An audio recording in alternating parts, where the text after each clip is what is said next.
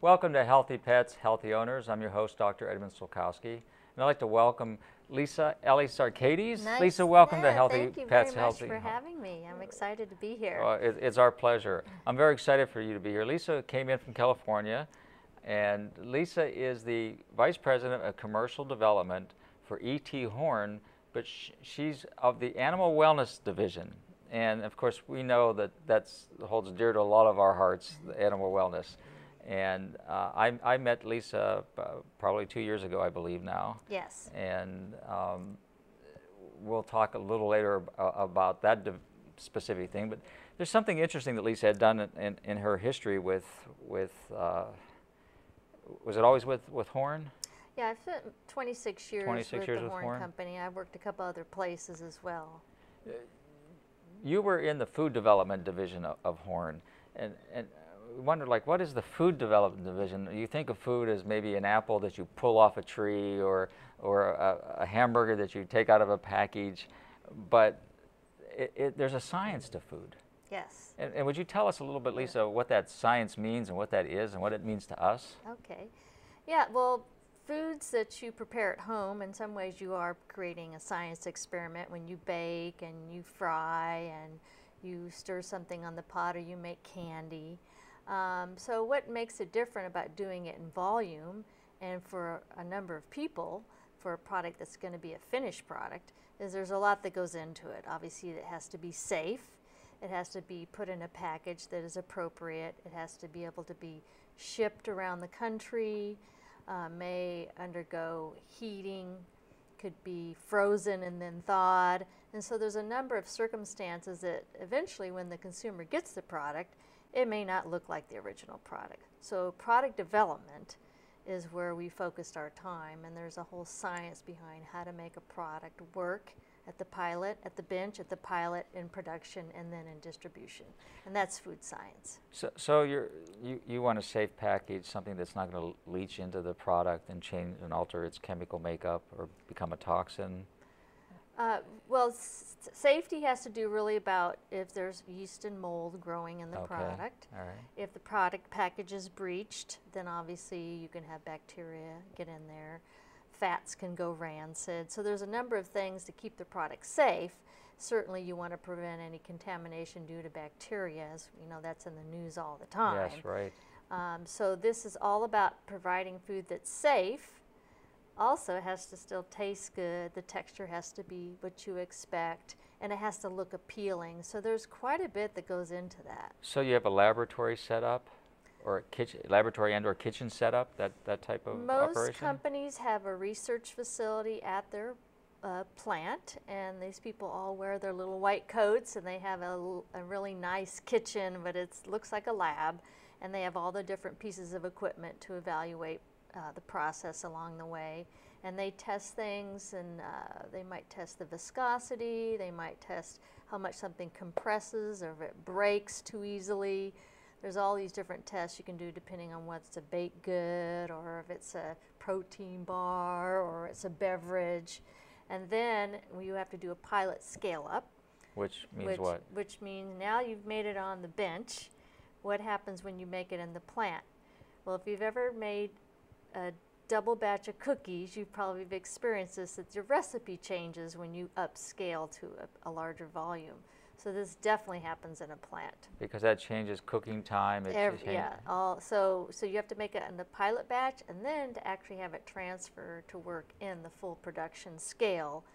Everything has to run smoothly. You don't want the line to go down. You don't want to have things back up. You know, you've got to keep, to be efficient, you have to keep production going until it gets all the way packaged, sitting on a pallet, and gets ready to put into storage before shipping. You brought up something that triggered a thought in my head and a memory. I couldn't cook for anything. And when you hear that old adage, you can't boil water, well, I was pretty close to that. And I hated to cook. And I've actually, over the years, become a good cook. And it happened when I realized, and of course, having a medical degree, you spend so much time in a laboratory and chemistry and biology and so forth. And when I realized that cooking is nothing more than chemistry, it changed my whole attitude toward it. And I actually started having fun figuring out how I can do things to make them taste different or whatever. And baking I can't do, and I probably would never never attempt to do. But cooking is actually become fun when you look at it as chemistry, and it is. Yes. So you put too much of one ingredient and changes the whole product that you're making. And that's really what chemistry is. Right, and the browning reaction, which we all love, which includes baking and that nice brown texture that you get, and barbecuing is a browning reaction. All these things are experiences we expect, and to have it happen correctly in a facility and get to you, when you get that product, you want it to be like you expect, the convenience of it. Right? It's the consistency. And the consistency. Every time you buy that product, it should be pretty much the same. Every time you go to a, grocery store, or you go to a fast food restaurant, a regular restaurant, food science is behind all of that. And when there's a problem is when you hear about it on the news, when there's been a breakdown in somewhere in the process. Or you get a product and you say, what happened to it? And you should call and report it to the manufacturer, because that's how they sometimes can identify a problem that they didn't catch. So if I had an idea to come up with a sports bar, let's say a sports bar, that's not what I want to say, a eatable, nutritional exercise bar, let's call it that. Okay. I have an idea in my head, but I really don't know how to put the ingredients together properly. So I would come to you in your facility, and then you would map out a plan of how we do that. Well, I would say in particular, our company, even though we're an ingredient supplier, most of the people on our staff are food scientists, so they do understand formulation, and we could guide you to where you could get that made, and we could recommend ingredients that would have a probability of success. There's many challenges with certain, in particular, protein bars. That's what I was looking for. Yeah, protein bars, you're putting a high level of protein, and when you do that, the bars get very hard over time. And you go to the store, and I always check, and if the bar is just so hard, I'm not eating that, because it also won't taste as good. It's changed. So there's technology that comes along to keep the bar soft and still have it taste good. So there's a lot of tweaking that goes on. And what you were saying, you're an ingredient supplier, so you source the ingredients that I would be requiring in my protein bar? Well, we represent, as a company, we tend to represent the number 1 or number 2 in their field in a particular ingredient category. And these are people that have done their due diligence. They've got the science behind their product. They have all the safety, the HACCP. We know that they're a reliable supplier as an ingredient. And then we take their product and their innovation, and we help get it into the marketplace. Okay. Let's just say we can solve a new problem with keeping the bar moist. We say we have this new ingredient, let's just say it's a starch that helps it stay soft. So we would go to a client and say, we can help you with this problem you're having, and you'll get another year's shelf life out of your bar, and it will stay soft. Those are the kind of problem solving we do. So new ingredients can help solve existing problems for texture. Now that's strictly talking about getting the product to stay in the form you want it. Right. Not as much talking about the nutrition side, because that's a whole nother consideration, is what do you want to do nutritionally in your product. And you aid with that as well, the company? Right, because generally they go together. And we call this a functional food. And we talked about that earlier, is that people now rely on, like protein bars, nutrition bars, for a source of energy and nutrition. On the go, I want to eat something quick. I just don't want it to be simple calories. I want a little protein, a little carb, a little fat. What can I eat that's, that right combination, doesn't maintain your blood sugar? Is there added nutrition to it? By the way, I'm going to get some extra antioxidants or some extra immune benefit from the product. And so I'm not like eating a candy bar. It's a better choice over a candy bar. Right. You're going to have regular food at your next meal, but this is something that more and more people do, to eat small meals and have a quick little booster. So that's why it's a huge category in the store. Yeah. And so we help all these bar people with new ideas. People get tired of a flavor or a texture, and so they want to change it with something new, and so we're always thinking what is coming next. What's the average time span to make that change, or actually to formulate a whole new product like that? Well, it can take a year or 2 years. It depends on the company, but besides getting the formula right, then you have to do all the shelf stability testing, and you have to prove out that the product will actually work over time through the distribution channel and sitting on the shelf when you pick it up. And then you're going to take it home, and let's say you have it in your backpack for 3 days, and then you finally eat it. I mean, so there's all these things to consider. Or throw it in your backpack, and a year later you find out, oh, I forgot to eat that. It's still there. Yeah. So, and it's probably as safe to eat. It may just be squished and melted by that point, but the texture won't be as good. So they'll make certain batches one way, and then make an adjustment, and come to a product there, and they keep doing it until they pick the right one. Is that pretty much how it's done? Yeah, there's a lot of the trials are done on the bench, or they say on the bench in the lab, and then they're also done in a pilot test. And they have a lot of confidence, they go to production. And then when they go to production, then there's a lot of QCing and testing, and they might then introduce the product in a geographical area and kind of get the response and see what people like it or don't like it. They do consumer testing as well to say, do you like how it looks with this color and this background, because they want to take away anything that might influence you, because they're looking for a very specific sensory. They have you for like 3 seconds at the most. There's people that are trained just in sensory testing, so picking panels. How do you know if it tastes good? Well, that's definitely up to the person tasting the product, because I can like something, but what's the palate of your consumer?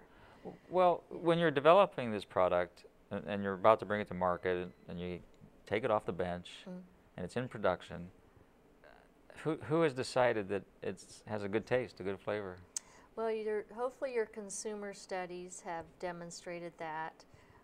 You also do take the product out into the marketplace. You may have giveaways. You may go to a trade show and have people sample the product. There's a number of ways to kind of get feedback. Okay. But for larger companies, I usually do some kind of official consumer testing, and they get the results back and say, oh, it was too sweet, wasn't sweet enough, it had an off flavor. After bite. Aftertaste. The texture wasn't, it depends what the actual evaluation was being done and get the reaction. I've purchased some things that said great tasting, and I buy it, I bite into it, and I go, oh. Yes. Whose concept was that? Those things do happen, and that's sometimes people are under pressure to launch, and they've made promises, and so maybe they have not vetted fully that it's not going to be everybody's preference. And there are some people that love certain products. I have never been a fan of Power Bar, but I know people, they love Power Bar and they eat them. So, there is a varied client out there. Yeah. I was never big on those either. Right. I found them kind of hard to chew. So but there's people that love them. Yeah. So you could do this with a Power Bar type item. You can do it with a brownie type item as well. Yes, it would be a functional food can be. You can take a chocolate, and we've done this. We've demonstrated this at trade shows, which I think is fun. Is to make a very nice truffle, and add a couple of functional ingredients to it, like L-carnitine or DHA, and say you're going to get your part of your daily requirement for these ingredients, and you can't taste it in the product. And that's to demonstrate that there's a way to deliver added nutrition in something you like. To take the guilt out of the chocolate? Yes. Yeah. That's what we tell them. Yeah. You don't have to feel guilty, and that the calories don't count as much. But it's just kind of to show a concept that you can supplement foods and still taste good. Do you do this also with things like toothpaste?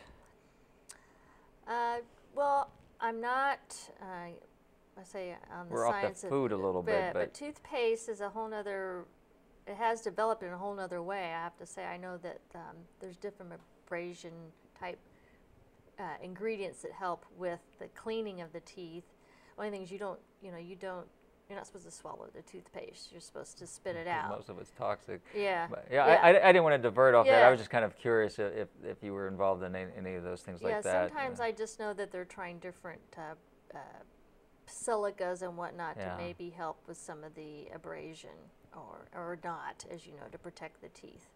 Could you give us just a short list of some of these products that you've worked on? In terms of the raw material? Yes, okay. and how that works. Well, for the structure of the product, so much of it depends on the physical nature, or think of the building blocks of the product to actually sit there and stay stable. So those usually require proteins, requires carbohydrates, and fat. Most foods have some combination of that. And so you want to find the right set of those ingredients in order to provide the correct structure. So in the case of a baked good, if it's a croissant, you need a lot of fat in the product in order to make it flaky and very nice and stay that way. If you're going to make a baked good, some of them have more water and flour, and some have more fat added to them. But the problem with your standard raw materials in your kitchen is they don't really work in production. They break down, they won't hold the integrity of the product. So that's why there's a lot of science behind ingredients, because you're trying to take a starch and find out the best way to get that product to gel at the right time, to set at the right time, to bake out at the right time. So I sold just starches for 6 years.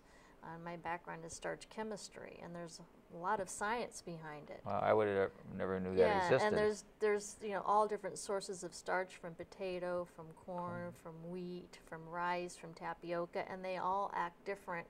They're a little granule before it swells. They look different under the microscope. They swell differently. They break differently. And so if it breaks, now perfect example is when you make pudding with cornstarch, and you go to put it in your refrigerator, and the next day you go, what's that puddle of water on the top?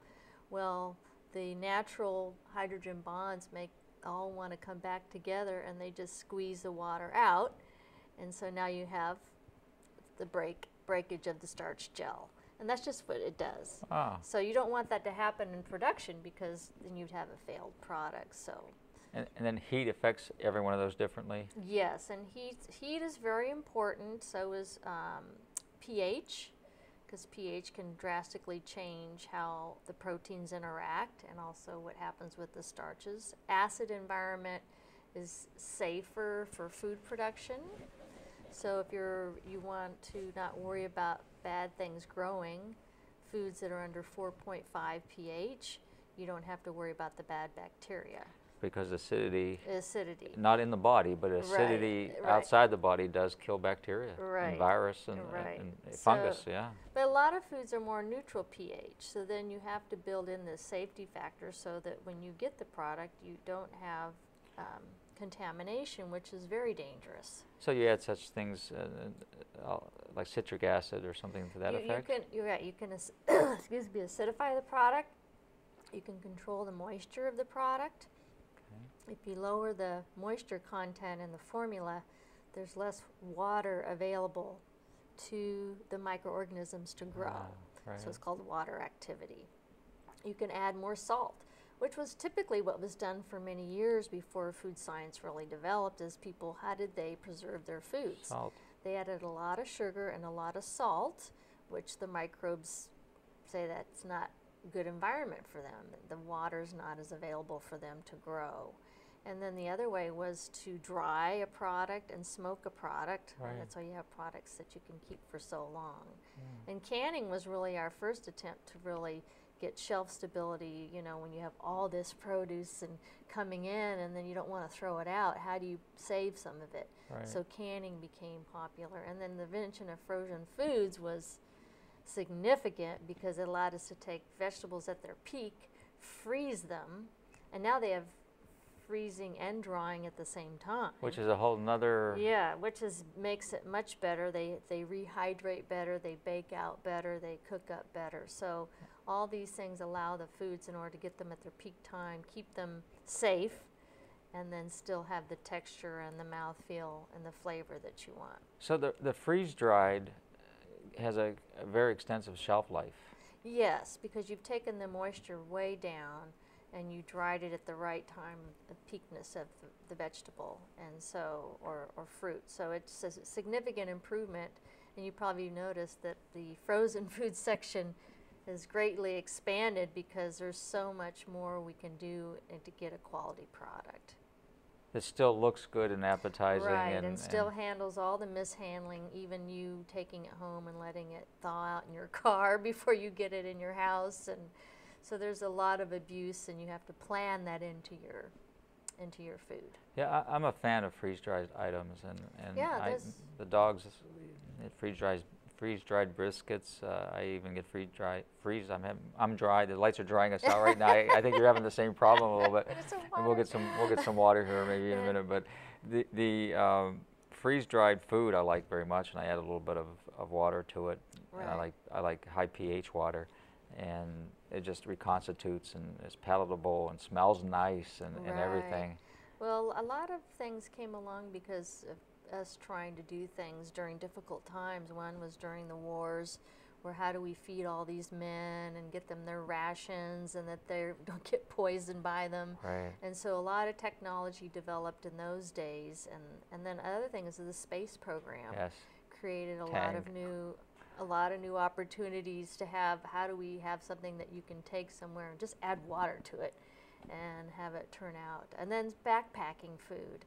That was a huge trend, still is. You know, how do you have a meal ready to prepare on a mountaintop, you know, that you have to carry up with you and just add water and heat it. And I've seen like freeze-dried ice cream, and you look Yes. at that and you go, how can that be good? But it actually is once you reconstitute it. Right, So, right. and then now there's the food storage for calamity. That's big business.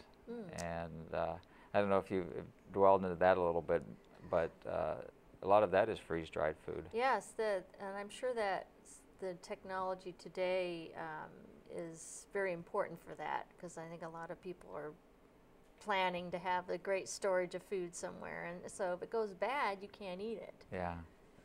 How did your knowledge and your training in this commercial food, let's call it that, just for lack of a better term, change what you do at home? It's a very good question, because I really learned that I wanted to prepare more fresh as much as possible. I mean, I think that convenience is great, but I don't want to just rely on convenience. That I want to enjoy the preparation process. And then sometimes it's nice having a step that's shortened by a convenience item that I can add to. So I think that's you know, we're all busy, we all want to eat a variety, we want to eat fresh as much as possible.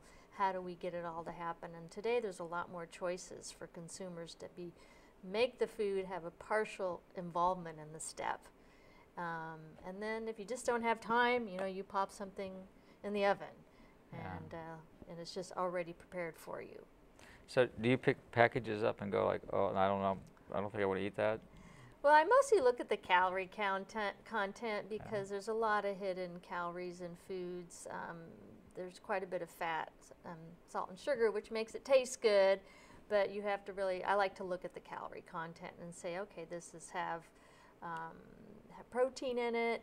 Does it have a good fat? I want to tend to eat more of the monosaturate fats versus the saturated fats. Yeah. You know, what is the source of protein? I'm a vegetarian, so I want to know what the source of protein is. And then if it's really salty, I just don't personally care for a lot of salt, so I look at that as well. Yeah. And my favorite fat is coconut oil. You like coconut oil? I love coconut oil. I put it in my eggs. I'll put it in a cup of coffee. And it's so good for you, coconut oil. And a lot of people say, well, it'll change the flavor, and I don't notice the difference, but I love coconut oil. We do a whole piece infographic on coconut oil and palm oil, and then what people are really looking for is the MCTs in coconut oil. What is an MCT? It's a medium chain triglyceride, and so it's important to know how much is in the coconut oil, because if you're trying to get those, you're almost better off just buying the MCT, because then you can get it, and you only need like a teaspoon of it, and you can buy MCT in the marketplace, and it's very easy to add to your foods, and then you won't be getting as many calories, and maybe you won't get as many of the saturated fats. So the medium chain triglycerides are what they're really finding is good for cognition and weight control. And so the bodybuilders, you see they use the MCTs, but doctors, as you know, use MCTs when a person can't digest food. MCTs do not have to be digested. They go right to the liver. It's an immediate source of energy. Yeah, well, another good fat, and of course I always tend to go for organic and extra virgin and so forth, but olive oil, I like olive oil a lot as well, and good quality organic butter.